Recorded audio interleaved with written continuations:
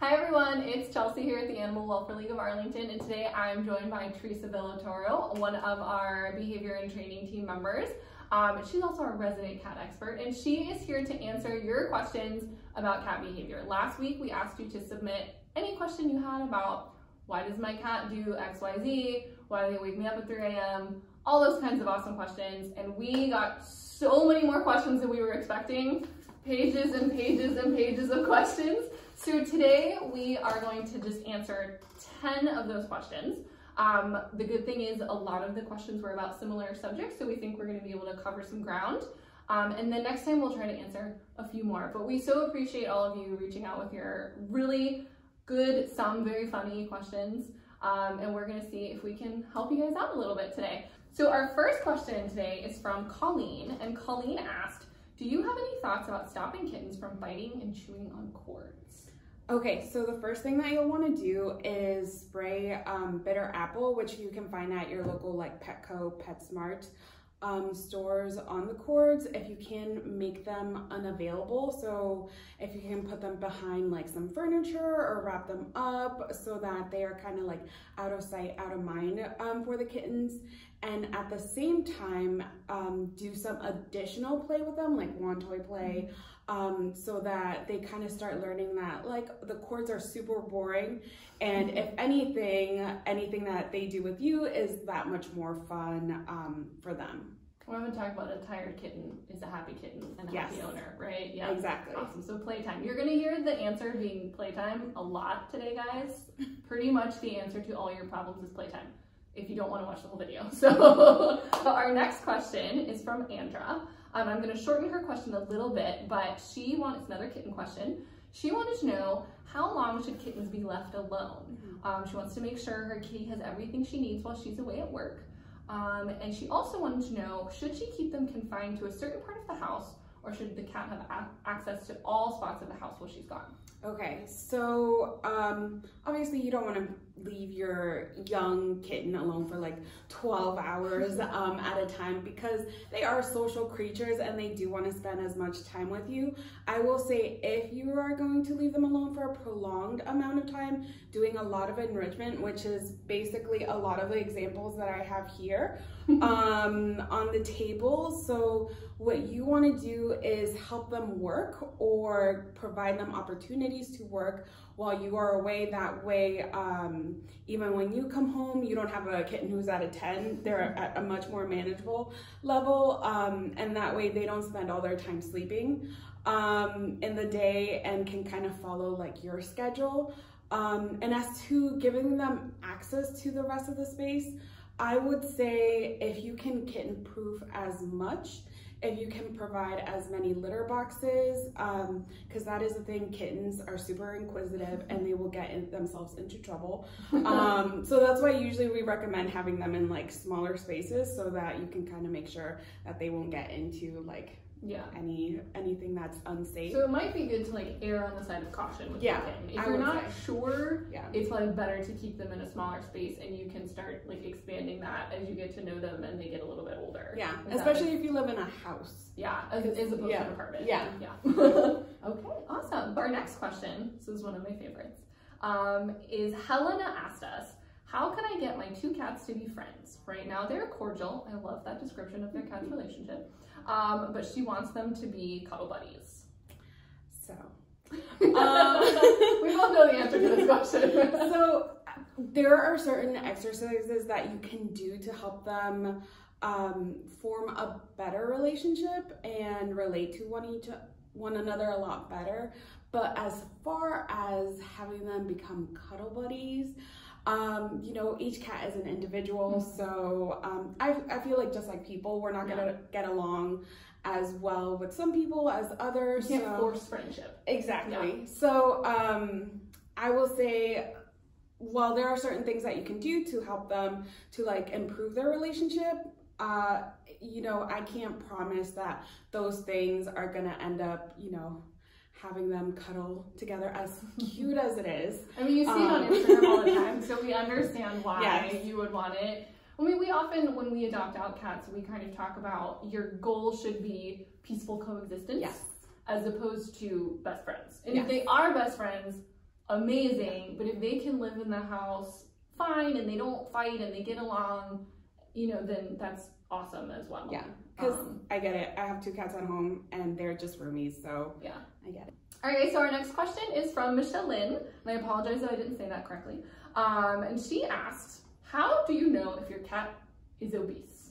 So there is, it's called a body condition score chart.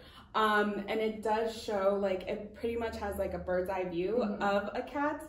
So if you kind of like have that chart in front of you and you look down at your cat as they're standing up, you'll get a pretty good picture of whether they're a chunk or not. So you do want to see kind of like a dip in the waist. But if you unfortunately happen to find yourself that your cat is, I would say like on the higher scale of that chart, this is where like a lot of enrichment comes into play, because instead of just having them, you know, free feed their food, you can have them work for their food.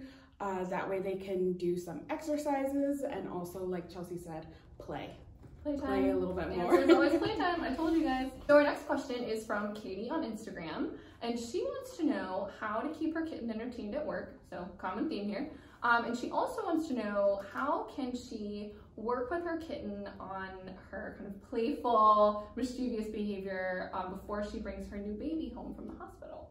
So as the running theme is, enrichment and play is going to be really important, especially when you can manage it with a kitten, because again, they are also babies who have like a lot of energy. What you'll want to do is take advantage of all these food puzzle toys to keep the kitten occupied. When you know you're going to be busy and not able to manage the interaction between the kitten and the baby, maybe place them in a room and provide them with things to do around their space. That way they can be entertained and not feel so lonely. Maybe put some like music in there as well, like some clothing that smells like you, and then any opportunity that you can, definitely play with them.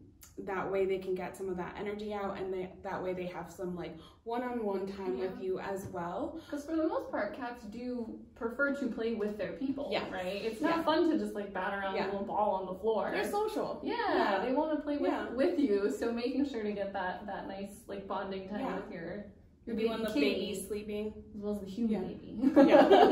And then just so you guys know, we also do have a Baby Ready Pets class here. That is a class specifically to help new parents or experienced parents that have pets in the home to integrate your pets and your new baby together so that they get along, so we don't have any issues in the home with the introduction of a new baby. So there is, I'll post information on that class underneath the video, but we host that a couple times a year, I think, like every other month or something like that. So we'll post information for that below for you guys. So this is my favorite question, the next question. Jessie from Instagram wants to know, I'm gonna try to read this verbatim for you guys. She says, dang, I do need to know why my cat wakes me up at 5 a.m. Why? How often do we hear that question? So, they are a cat. Essentially, cats are that much more active during dawn and dusk. And unfortunately, this is when we are also trying to sleep. Or at our grumpiest if we're woken up. Exactly. Yes. So a couple of the things that you can do is right before bed, have a really great play session. That way, you know, you can get a lot of that energy out. Maybe give them a couple of treats to start the sequence, because a lot of the times with cats, after they have like hunt and killed their prey, they'll go into the groom and sleep sequence of their, you know, behavior patterns. So you'll kind of encourage that if you offer that right before bed.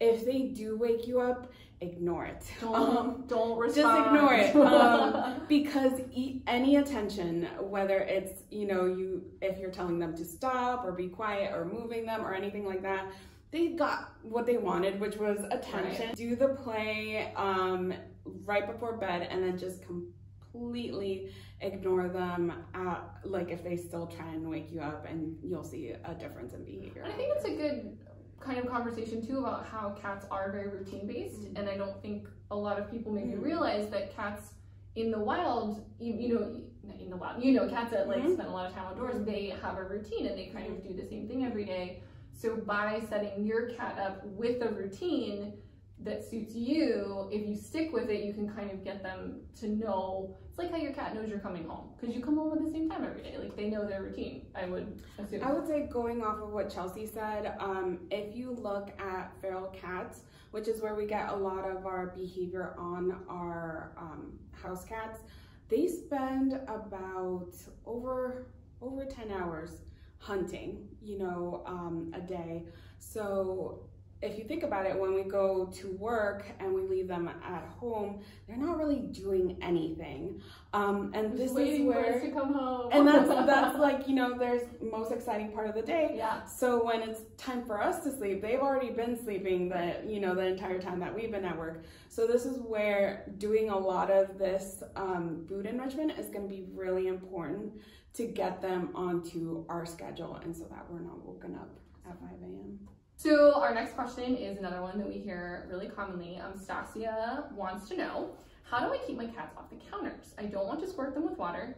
Thank you. We don't want you to do that either. But it's really tiring to keep lifting them off.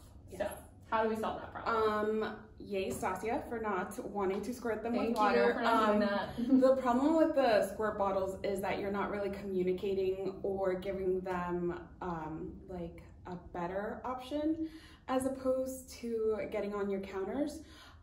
So there is a good way of making those counters unavailable to them. So you can use double-sided sticky tape. You can also use like one of those sheet pans and have them with water. So that it is something that is unavailable. If you have food on your countertops, remove them. Anything that is super fun up there, because again, cats are super inquisitive. It's normal for them to want to be up high. And the thing is, like, our countertops are, very far removed from the ground. So it's a normal behavior for cats to want to go up somewhere high, especially if that's where food is being made, because again, that's where their food is probably prepared. So that means we make those areas unavailable, but we also redirect them to like maybe their cat tree instead if they like to go up high, and make those areas very fun. So these are called like Doc and Phoebe, like little mice. So you just put like treats in there. So maybe like hiding a couple of these like on their cat tree, to make the cat tree that much more fun. That way they know, like, hey, instead of climbing up on these countertops, like my cat tree, it has like all these like fun goodies that I can search for. And then that way you make a different high space that much more rewarding and enriching. So cat trees are a great way to start.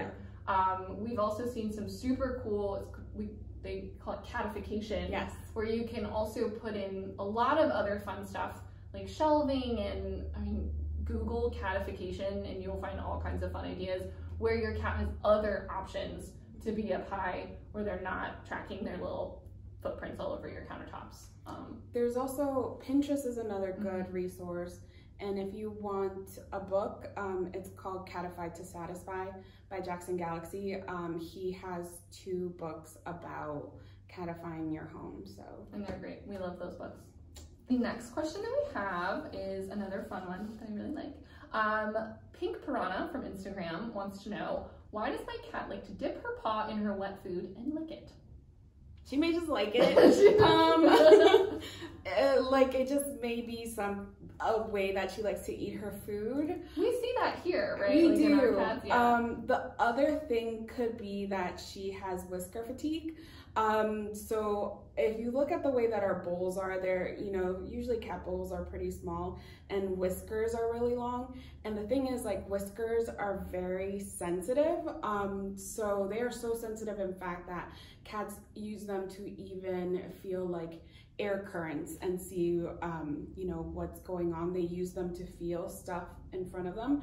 So a lot of the times when they're going to eat out of their food bowl, like, their whiskers are constantly, touching the edges of that food bowl. So it's a lot easier to just, dip their paw and like get their food. There are some bowls. They do, yeah. So they have some bowls that prevent that from happening. So you could always try and offer those kind of bowls and see if you notice a difference in her behavior afterward. And in the end, is this a behavior that you would be like concerned about? Not as much. It's just, you know, it just depends. Yeah. All right. So a couple more questions. We're getting through them. So another common problem we see is T-Dog from Instagram wanted to know, what can I do to help my cat's nerves while I go to and from the vet in his crate? He's really bad. He drools, he goes to the bathroom, and he howls. How can we help? So what you'll want to do is make that crate a safe space again.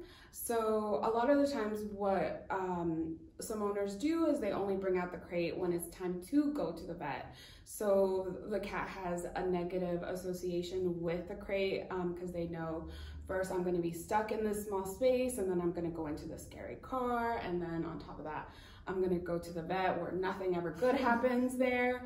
So first thing, you want to change their association with that carrier.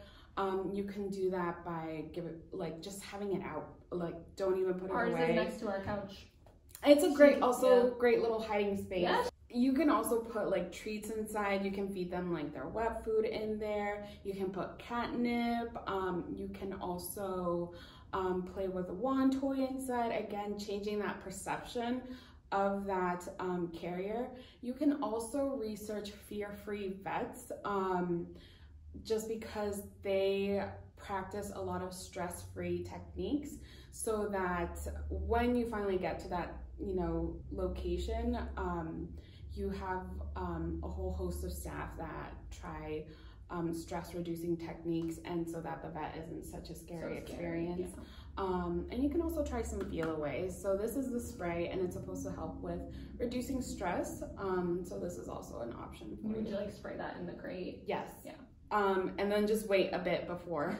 It's very strong having it. First Yeah. spray it, so like give it like 5 minutes, right? Yes. Yeah. Okay, great.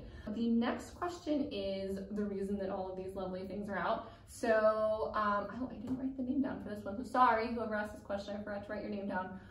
They said, what are some of the best cat puzzles I can get my cat? He seems to solve the ones I get him so quickly. So there is a really, really great website called Food Puzzles for Cats. I can't remember if it's .com or .org. We'll link it below.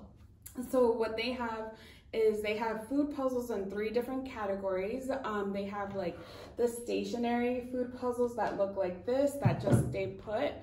They have the rolling ones, just like this little exerciser that moves around. I would say that one is one of the easiest to start off with if you are starting off into doing food foraging. And then they also have wet food as well. So they use like these little licky mats that you can find off of Amazon. So they have like a lot of different options. My other favorite to add on to that you don't see on that website are the snuffle mats. So it has, you know, like little crevices that you can like hide the food in. Lift it up real quick for you guys. You can see that. Kind of goes into all those that you can hide treats, you can hide food, and then they just kind of like snuffle in there and root around. But all of these are really great options. And what I also like about the site is that you don't necessarily have to buy all this stuff. They also show you ways of making some using like things that you can find around your house as well. So I would say that they are a really good resource. And as you can see, this is actually for dogs, so cats are super intelligent, and they can pretty much use like any of the dog puzzle toys as well. So our last question is a little silly, but we're gonna ask it anyways, because when it got posted, it was just great. Jonathan would like to know, why is his cat so adorable, and how has she become such an integral part of his life? We're gonna post a picture of his cat. She's really cute. And I think our answer to that is that all of our cats are the cutest cats ever. Case in point, I'm wearing a sweater with my cat on it. Yeah. And we hope that all of your cats become such an integral part of your lives. We hope they're all so important to you, and you spoil them rotten and you do all of these fun things with them. And Jonathan, thanks for giving your kitty a lovely home. We're super appreciative of that. So that's all the questions that we have for today. There were so many more. We are going to go through your questions and provide links to other resources for the ones that we didn't get to today. And we will also post the links that we talked about in this video below on this video. And we'll be doing this again, probably next month, the month after, and we'll try to get through some of these other questions. But just so you guys know, if you do have any major issues with your pets in your home, your cats, your dogs, we are a resource for you guys. So try not to email Teresa asking why your cat's so adorable. Like, I can help with that. But if you are having a behavioral issue with your cat or your dog, our behavior team is here to help, and their email address is training@awla.org. Yeah, so just let us know. We're here to help if you have something going on that you need a little bit of assistance with. But for now, thanks so much for joining us, and we will see you guys next time. Bye.